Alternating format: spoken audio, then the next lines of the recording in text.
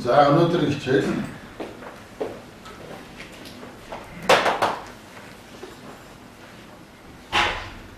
хоньны 5 цулаар барих махан танги хичээл. За олон янзын там байна тийм. Тэндээс хот төлөөлөгч хамгийн өргөн хэрэглэхэд арга юм.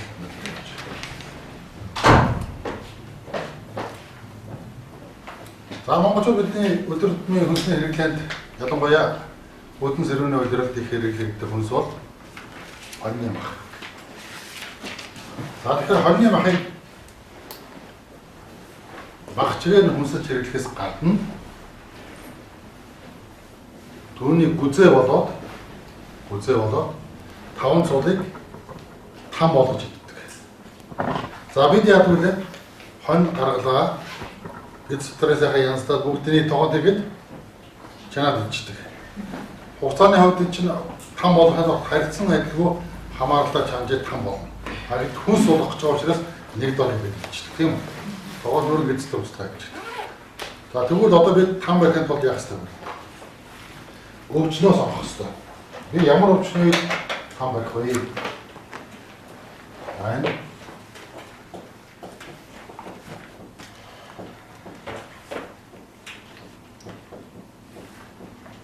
хоньны 5 цулын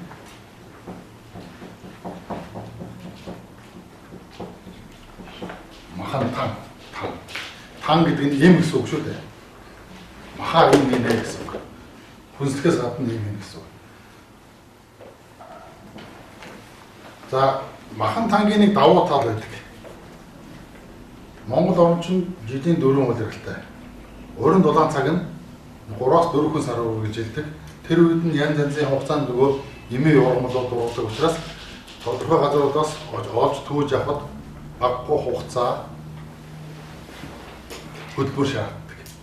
Тэрийг аваад боловсруулаад, номхоруулаад бусад төрлийн амьтны гаралтай болон эрдэсийн гаралтай зүйлдээ хольж тугнаад ийм там байхад цаг их ордог.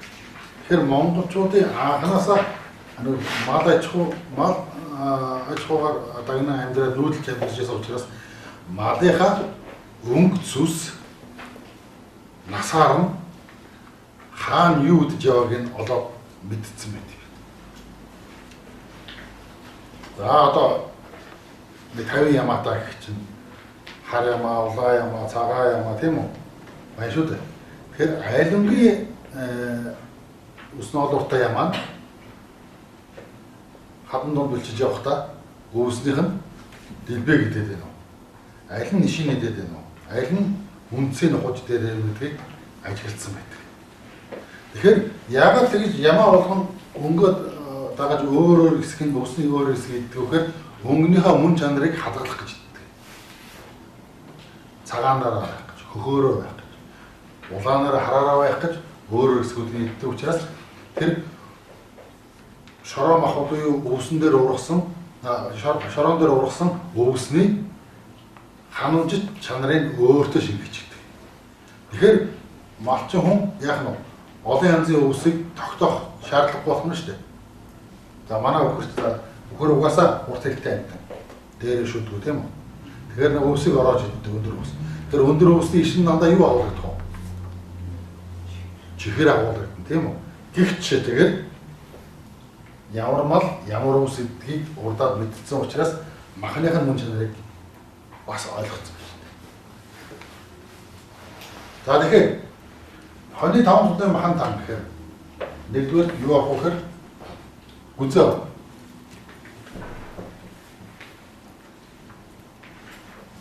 Хоёрт нэлэг, зүрх, уушиг, өөр,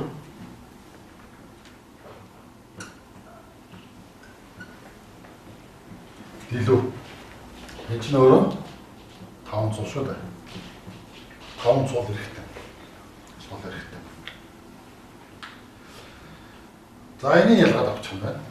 За гүзээгийн бэлдэж авахдаа дотроос эвсгийг насаад шинэ гүзээгээ хүйт усанд нэг цаг 2 цаг орчим хийгээ сойгоод орчихдог. Сойгоод орхисоод гарсан дараагаар нь дахиад тэр үүд усаараа улхаад угаачихдаг. Халуун ус нэхгүй шүү.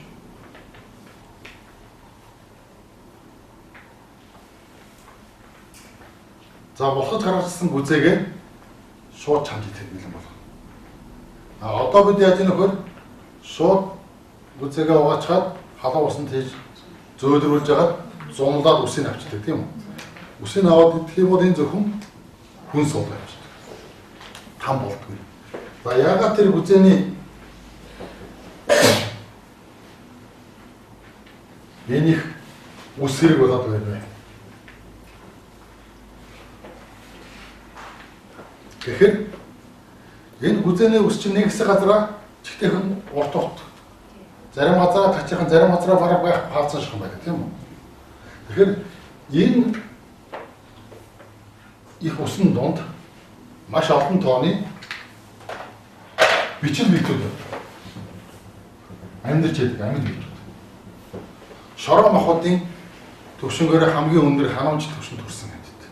Өөрөөр хэлбэл хон газраас ус цулагаад идлээ залхаад хамгийн түрүү хаана болох вэ? Үзэн доо тийм үү? Тэгэхээр өвс гэдэг бол өөрөө эмийн чанарын зүйл. Магадгүй өвс 5 шумаар бичээлээд өвсөж явахдаа дандаа өөрт дутагдсан зүйлийг олж иж явдаг. Илүүдсэн зүйлийг ерөөсөө идэггүй.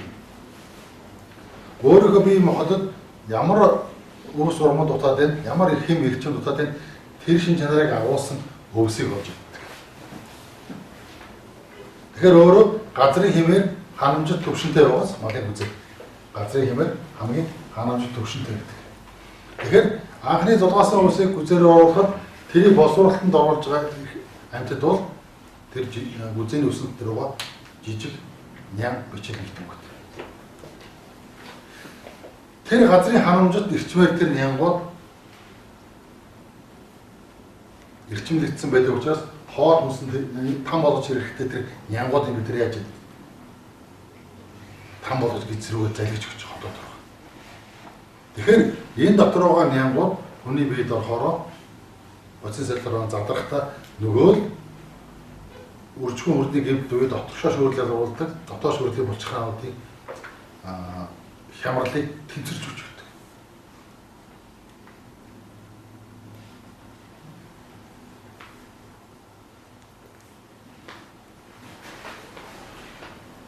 Улаан хоолой хотоодоос ахуулаад 12 руу гэдээс нарийн гэц, бүдүүн гэц, цутгалан гэц энэ бүх хоолонцор, хоол суулгах эрхтний замын бүх хоолонцор эрхтнүүдийн замд байгаа хорт бодисуудыг биеэс зайлуулдаг. Тэтгэхээсээ гадна хэвийн шүүрлэг тэтгэхээс гадна хорт бодисуудыг биеэс зайлуулж авч чаддаг. Авны хөндөгөөс хаваад шинэ авсарлах бүх хоолонцор эрхтнүүд байгаа хоол дуулан бодисын сэдвэний задраас үүдсэн хорт бүх бүтээгдэхүүнийг биеэс арчиж гаргах юм шүү, тийм үү? За хоёрдоо дотоод шүүрлийн үйл ажиллагааны хямрал буюу өрчгөн үрдний гэмтлийг засдаг учраас энийг даралт ихсдэг хүмүүс төгөл даралт маш хурдан болдог. Ерөөсөө сарын дотор л сар өдөрт нэг удаа зумлаагүй үзээд давсгүйгээр чанаад идчихэд өдөрт нэг удаа 30 хоногийн туршид өдөрт нэг удаа идэхэд тэр хүний цусны даралт хэвийн хэмжээнд очиж байна. Цусны даралт хэвийн хэмжээнд орчих чинь нийт судсаар уусж байгаа цусны эзлэхүүн, шингэний эзлэхүүн багасна гэсэн үг. Өөрөөр хэлбэл судасны хамт дотор уусж байгаа шингэний судасны дотор хамт очруулж байгаа даралтын хэмжээ багасна ийм байдлаар орчих гэсэн үг шүү дээ. Тэгэхээр зүрх дэсээ зүрхийн цохил ошроод байх нь багасч байгаа. Цусны даралт багасч байгаа. Тархины хаван бууч байгаа. Бие ерөнхий хаван буугаад ирдэг.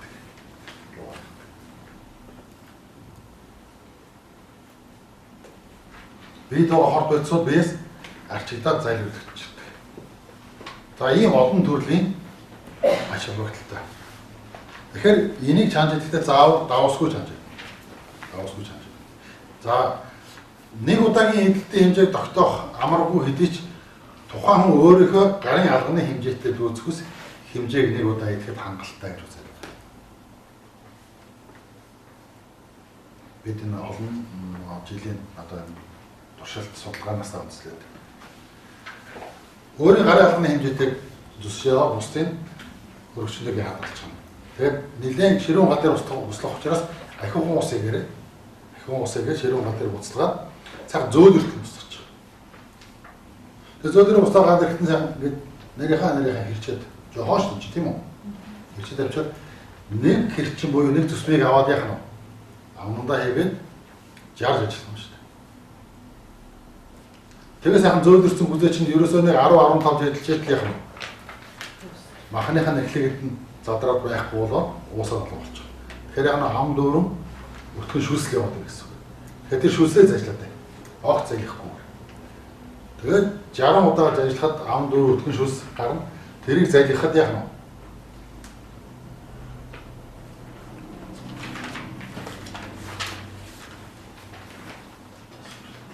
цаадах юм шүү дээ. Ганц ч болоо биш л дээ. За чи энэ үзээгээ нэг 15 хэрчээд 20 хэрчээд таних болгоод. Тэгээд 20 ширхэг үзээг аваад 20 удаа жарж ижлаа зайлгаад. 20 том балга өтгөс шүүс болоо доо. 20 том балга шүүс гэж бараг нэг аяа хоол мөн үү? Мөн шүү дээ. Ингээд цочдөг байхгүй. Зажлах юм чанар дээр. Тэгэхээр хүн алганаасаа илүү том үзээг бардаггүй зажлаад. Энэ учиртай. Хөлтөөж болох юм уу чанаа? Өдөр болоо шинэ идэхтэй дор. Тэгээд яг нөгөө чансан сөрчнөг зэхэр сар шил гарна шүү дээ. Тэнийгээ дээдлэн тосгоор тосын хамж хийчаад тэр шөлөө халуун блэнээр араас нь уучих. Шим шүлэндээ байгаа шүү дээ бас тийм ээ. энэ маань шахаа. Зөөлөрч. Зөөлөн галаар чанах юм уу? Ширүүн галаар чанах хурдан болно шүү дээ. Сайн зөөлөрн. Зөөлөн галаар чанах удаа. Уушгийг харин зөөлөн галаар чанах. Хам болох юм. Өшөө шинэ үзээ байна. Шинэ үзээ авах хэрэгтэй. Одоо яг худалдаанаас авч байгаа учраас та нар сайн үзээрэй. Хатцсан, хөлдсөн, хагарцсан, харалцсан, муудцсан байх юм бол хэрэггүй шүү дээ. Эмт чанараа алга болцсон гэсэн үг. Тэр айлуулах шинэ үзээ, наадам үзээ авах байна. Наадам үзээ хөлдөг үү? Болно. Тэгвэл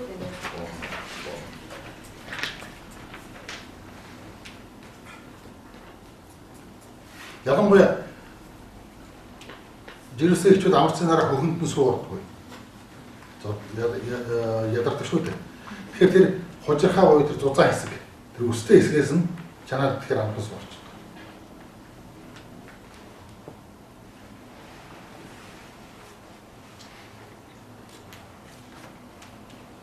За там байдлаар байхын тулд ерөнхийдөө энэ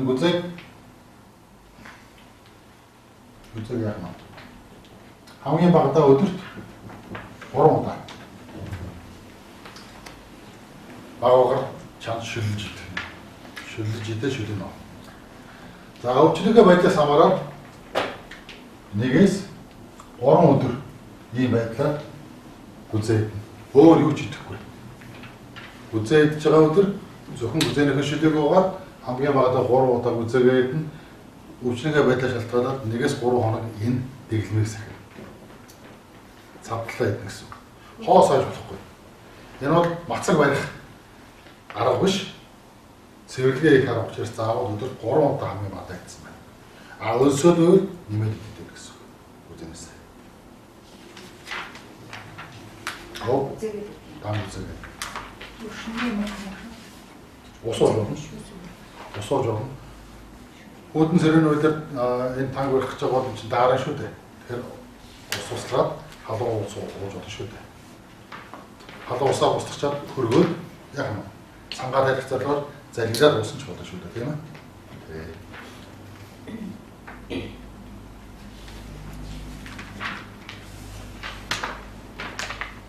Ороод ич чахтай өөр байна.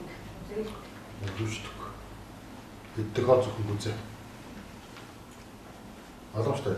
Нэг өдөр там барихаар үзэн там барихаар бүтэн нэг өдөр үзэнээс өөр юм идэхгүй үзэнээс шүлээс өөр юм буцсан ус маань өөр юм байна. За түрүүн ус эрэмбэг хараад тийм үү? Энэ өөрөө биеийн хор тайлбар учраас юу эрэмбэлсэн усаа өдөрт 5-7 мөнгө аяга дэж ууж болно. Эрэмбэлсэн усаа. Уухтаа яг үлээ шимтгэлж уугна шүү дээ. Балахгүй. Марцнаас нөгөө ус юу боллоо тамина. Авчирсан уу? За үзнэ.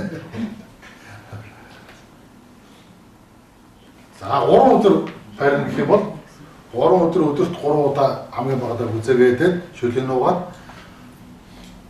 буцсан усаа бол 5-аар зэрэгээр ууж болно. Цангаа гаргаад нөгөө эрэмбэлсэн усыг 5-7 удаа 5-7 мөнгө аягаар өдөрт шимж уугаад. За 2 дахь цэвэрлэний эрхтэн бол илэг. Илгийг хэрэглэхдээ бас өдөрт 3 удаа багадаа. Энэ нь хамгийн бага хэмжээний шүү. Өдөрт 3 удаа гэдэг байна. Илгийг идэхдээ мөн давсгүй усанд дүрж идэнэ. Маш нэмэхээс сайхан зүсч идэх хэмжээгээр. Тэгээд буцааж байгаа усанд дүрээл 4-5 дүрхээр гадна өнгө яг борлоод энэ дотроо шүүрэх юм.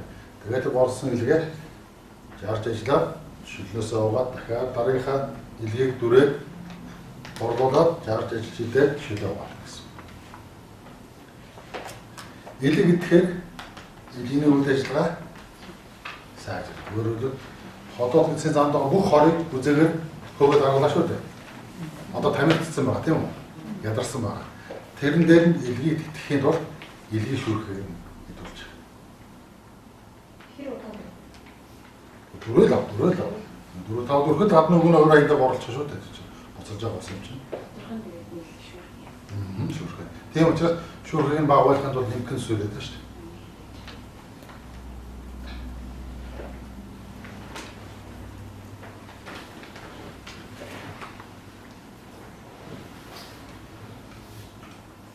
За 3 дахь хэрэгтэн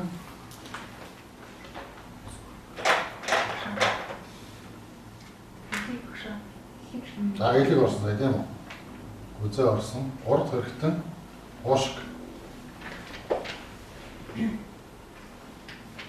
Ямар хэмжээтэй вэ? Хэмжээтэй шүү. Өөрөөр нэрхэн зүсэж байгаа цадтлаа ингээд үлдсэн хугацаа гаргачих тийм үү? Илгийн хамт бол. Заавал үзээ шиг хэмжээ заахгүй юм шүү дээ. Өдөр нь Нэг өдөр. Илгээр бол нэг л өдөр том байна.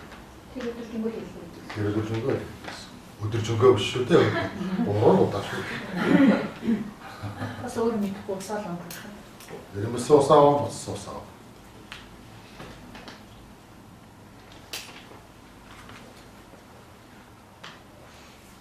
За үзээ идэж явах сүүлийн хоногуудад эсвэл илэг идэж явах өдрүүдэд гиз маш их дүүрдэг. Их онгоолно. Тэгээд гүйлгдэг. За гүйлгэлтээр тэр бүх ходоод сезон доо хор яах нь өтгөрсөн цөс тэр ойрч хаан шүүрэл нарийн үдгүүлсэн бүх шүүрлүүд гараа авчих. Үндсэндээ хоол суурлах хоол онцор бүх хэрэгтэн цэвэрлэглээ гэсэн. За 3 дахь хэрэгтэн уушиг. Уушгийг зузаан нөгөө том өгөөсөөс салгачих нь.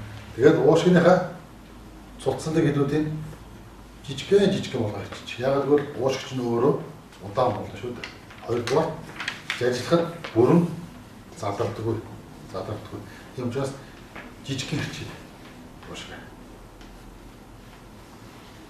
За тэгээд өдөрт 3 удаа мөн арай уушгийг Шанах юм байна. давсгүйсэн. Зөөлөн бат шахсан шүү. Уушиг. Тэгээд жижигэлцэн учраас нэг хутлаг болчихоо. Тэгээд халуудаар 2 гэрчим уушиг аваад амдаа хэлэхэд яах нь? Жаарч ажиллаад залгих чанаа. Тэгэхээр нөгөө дээд 2 эрхтэй цэвэрлэгийн дараа бизнес гарч амжааг цэвэрлэгтэй бохир зүйлс яах нь? Уушгийн цуцсантай гэдэг өөрөө сорогдоод орох юм шүү дээ. Тийм үү? Тэгээд сороод яг тэр бүхэлдээ чигээрээ гараад авчихдаг шүү дээ. Уушгич. Тийм ээ. За буцасан ус, эрэмбэлсэн ус хоёроо дээд дурдсанаар энэ өдрүүдэд хэрэгжилж яах вэ? Уцас уусыг бол өөрсдийн таваараа боломжийн хэмжээгээр цангаагаар тайж уугаад эрен бусын уусыг бол мөнгө аягаар 5-7 аягаар уугнэ. Энэ бас нэг өдрөө. Энэ нэг өдөр. Уушны таан нэг өдөр.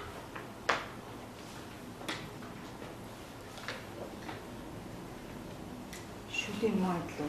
Шүлийн маа. За хэрэв уушны үнэхээр залгиж чадахгүй бол сайн жажиж шим шүүсийг авчиж байгаа нэхлүүдийн хайч бол хүүхэд бол хэлж чаддаггүй. Хүүхэд. За сүүлийн өдөр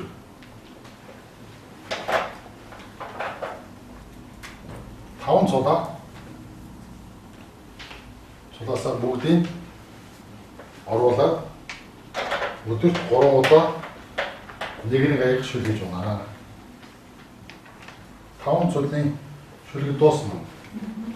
5 цулын шүлэг. Одоо бүхийс хор гарсан учраас ядарсан биеийг яах нь вэ?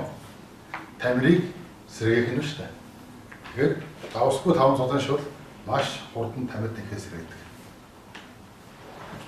Энэ чадварын ашиглаа сүүлийн өдөр 5 цулаа том болгож идэх нэ. Давсгүй усан чанаа буцсан усаа эргээс усаа шимж уу.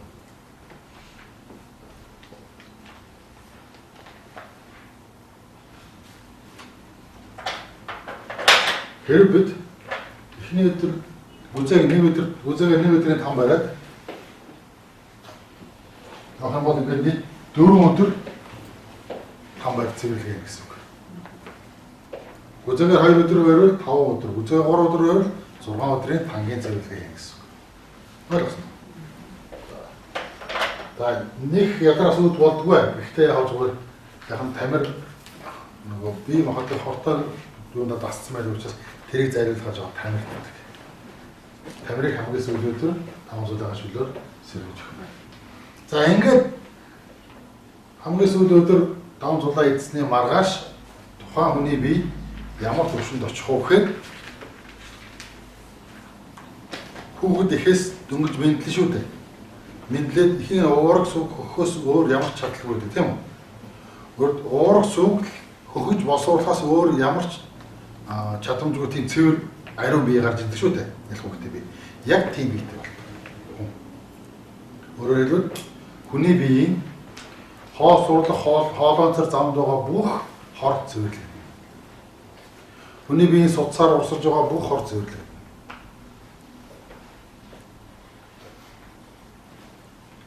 Хүний биеийн ясны нэхлэгд үеийн дээр суусан бүх хорт бодис цэвэрлэг.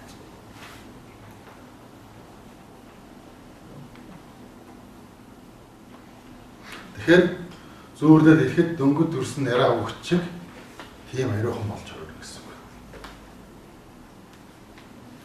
Цэвэрлэгийн нэг.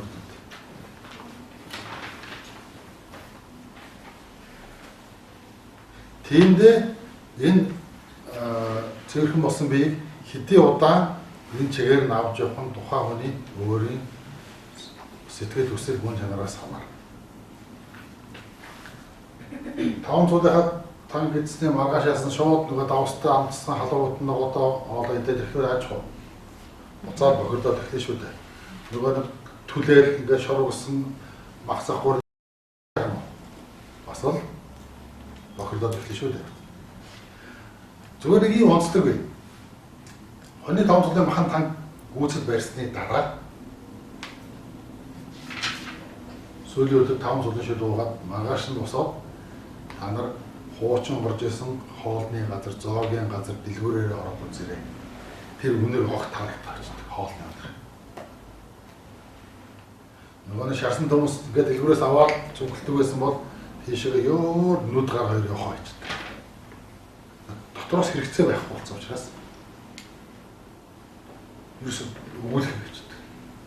За магад зоогийн газар ороод урд нь ижээс нөгөө сайхан тостой өөхтэй цоо шарсан урсан ногоотой хоолоо аваад идэхээр дороо гүйлгээд гарчдаг.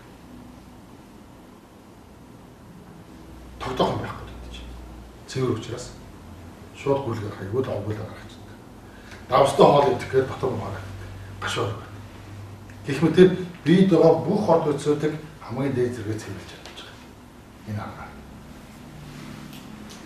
Тийм учраас хүсэхгүй дагуу тэрийгэ битгий дахиж хийлээ. За нэг жишээ авах. Цусны даралт ихтэй, нойр муутай, хаван ихтэй ийхэ хориг өгөр энэ тамгийн цэвэрлэгээ хийлээ. За бидний ажилчдаар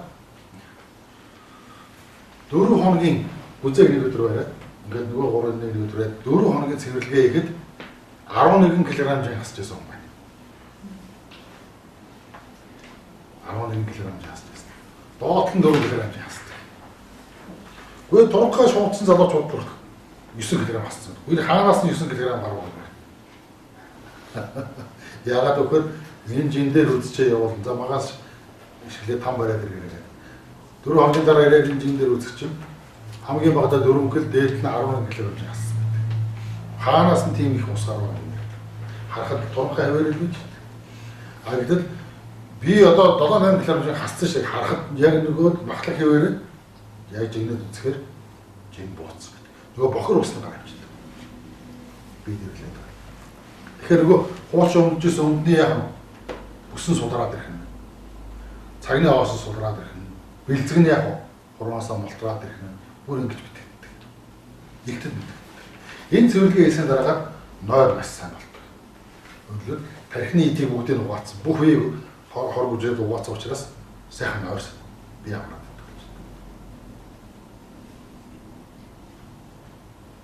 Хэлсэн шүү дээ. Бид байгаа хавдар, ургацаг тийм ээ. Өөрийн хаануудын үүсгээд байгаа эсүүдийг тижээж байгаа үндсэн хоолоор чихэр давс хоёр. Тэгэхээр чихэр давс хоёрын хэрэглээг ингээд 5 өдөр огцон биеэс сариулаа гаргачихаа зэрэг тэд ургацсан байсан ургацаг хавдар яах нь айжмда шимэгдэж хатдаг. Өөрийнхөө шимэгдэж хатдаг. Ийм төвшөлт.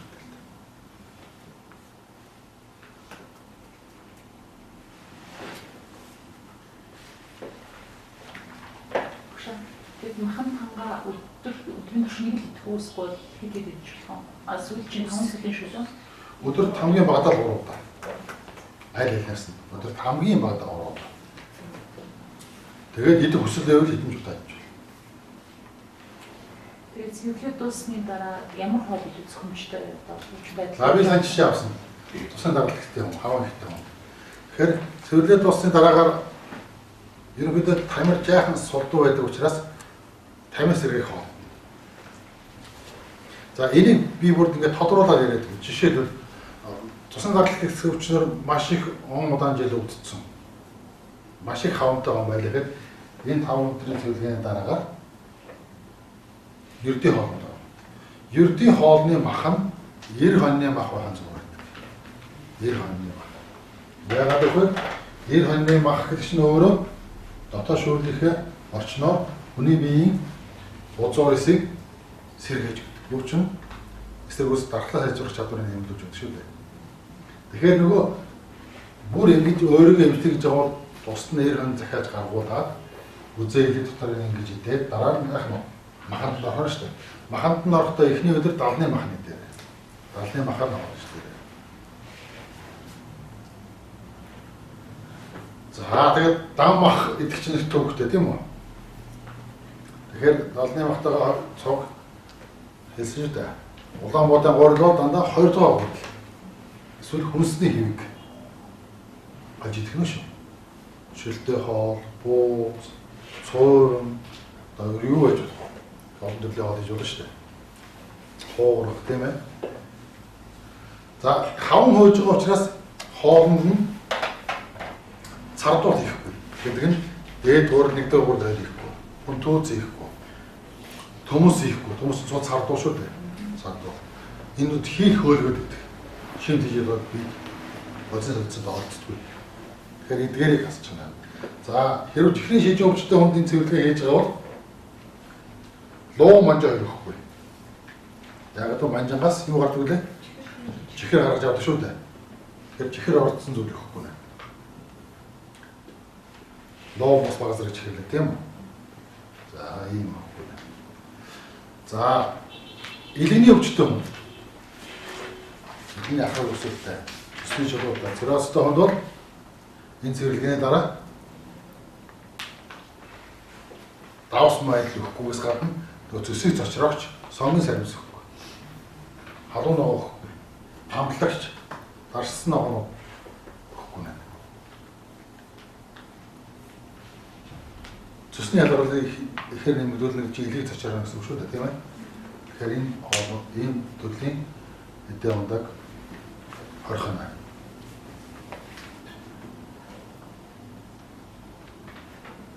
Тэгэхээр юу болж байна? Ер нь тэгэл мах гурал хоёр л бараг болж байгаа. Тийм үү? Нойр уцгаж ялгаа.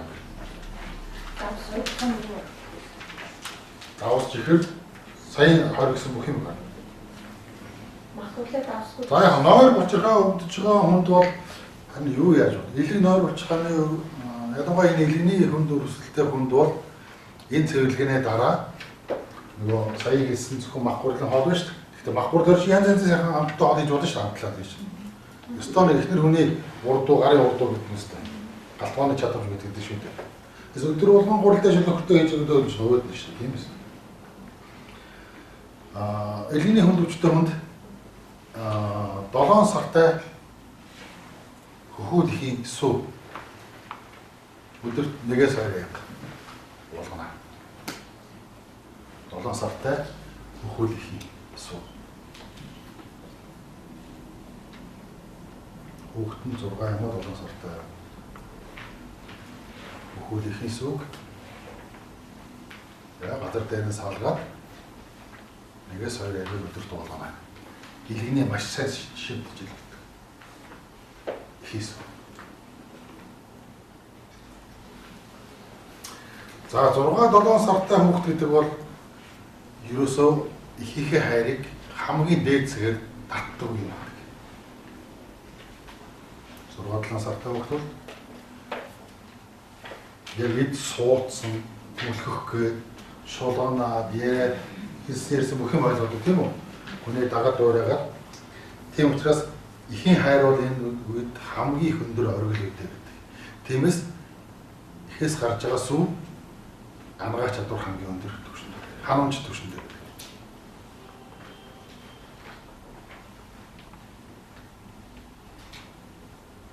Одоо бол сүү ихтэй ихчүүд их олон байдаг шүү дээ. Саагаа зарим насгаад хадгалаад ирэх тийм ээ. Тэрийг хаяулж болохгүй яг салгаад олж ирэх. Дунд төрсөнд бараад гэсэн шууд уугаад идэх болохгүй. Моо болон хэллээ шүү дээ. Хамгийн одоо өвчин эдгийг хамгийн өндөр ханамжит төвшин нь бол 6-7 сартай хүүхдтэй төвшин нь хамгийн хайр шүү дээ. Сүү гэдэг уурагч нь өөрөө хайраас гарч байгаа шүү дээ. Тэгэхээр хүүхдээ хайрлаж байгаа тэр их хайр яах нь вэ? Ихийн сүү шингэсэн байж тээ. Тэгээ тэр их хайр шингэсэн сүүгүүгээр иlegч нь ер нь бусад хүний бүх эрхтэнтраас хамгийн хурдан төлжиж гэмтсэн эсэн солигдож хоочж хогширсан эслүүдэн солигдох хугацаанд хамгийн богино эрхтэн иleg шүү дээ. 3-4 цагийн дотор цоош нийлэг болдог. Тэгэхээр тэрийг дэмнээд яг нь тэр ихийн сүү өчгөөсөр тэр хайр энерги чинь өөрөө дөрөв усны хичээлээр ярьсан тийм үү? Усанд баяр талархлаа хэлээ сайн үгчгээд тасчаад ирж байгаа 100 тастай. Тэр шиг тэр ихийн сүү тийм төвшөнд төрсөн. Анаа чадaltaй болсон гэдэг. Тэгээ тийм ихийн сүү өгөхөр илүүний өвчин амархан хүртэл гарч байна.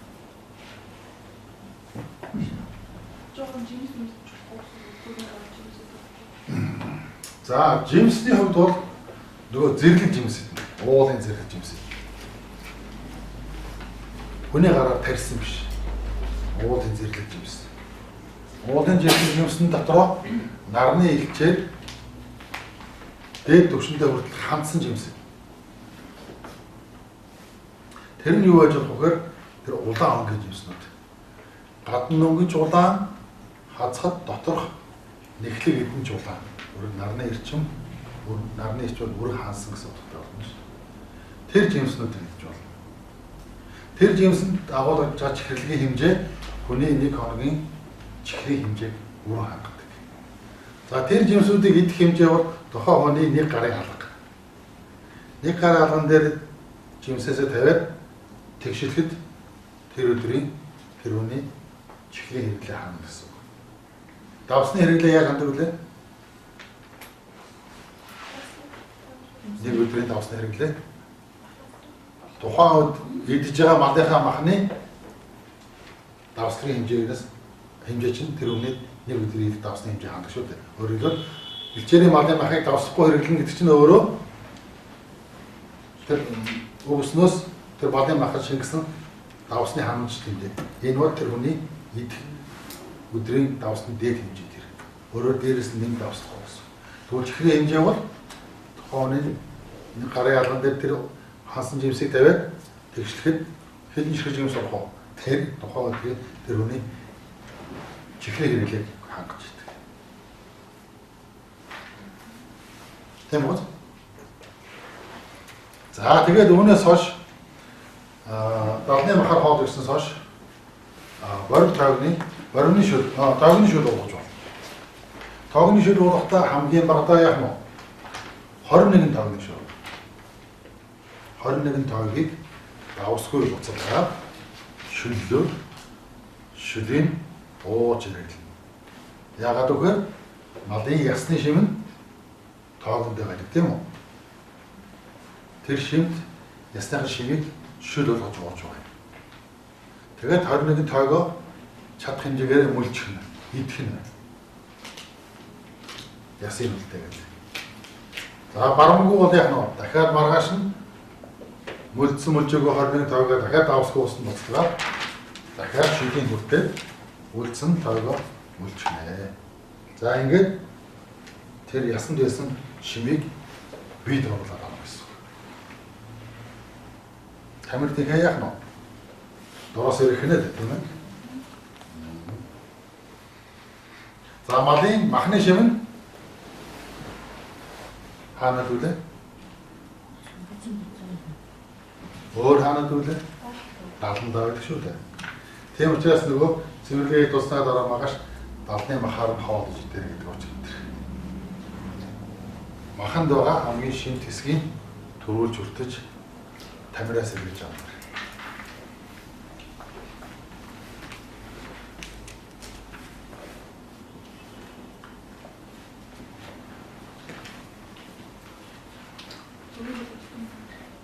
За зөвгийн бот төдийлөн дагын хэрэглээд байх. Манай төдийлөн дагын хэрэглээд байх. Шатны гашуудыг хэр удаан зүгээр тусаад шүү. Зүгээр тусаад ууч. Жижиг шүү дээ. Таач. Жижиг.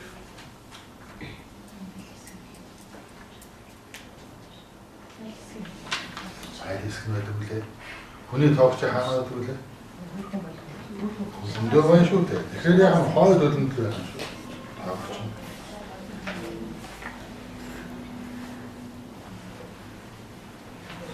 За ханы 5 цулын махан тангийн цэвэрлэгээ гэж ийм цэвэрлэгээ байна. За одоо нэг зүйл анхааруулъя.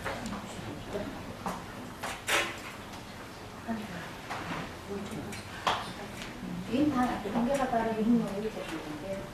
Жилдээ хоолндоо байсан шүү дээ. Тэгээ удаан буудаа гурлнаа хоёрдоо гурил юм хүүснэ юм. Ясны гурилтай.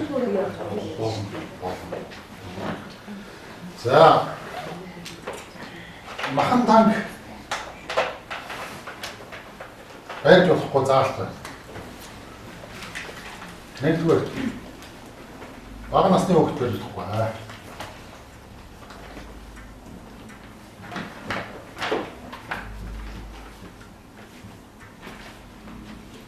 10-аас доошоос хүүхэд байж болохгүй гэсэн үг. Өвдөөгүй л. Хоёрдугаар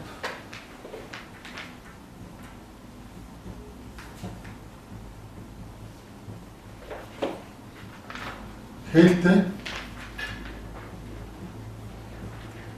юмтай жууд байж болохгүй. Хэлэн зулвч юм тийм үү? Хоёрдугаар нөгөө бодис секцаны хямралд орчдог хөлт. Тэгж байгаа хөлт. Тийм учраас хэлтэй үг байж болохгүй. Гуравдугаар нэгэн саялан тодорхой болсон хүнд өвчтөө байж болохгүй.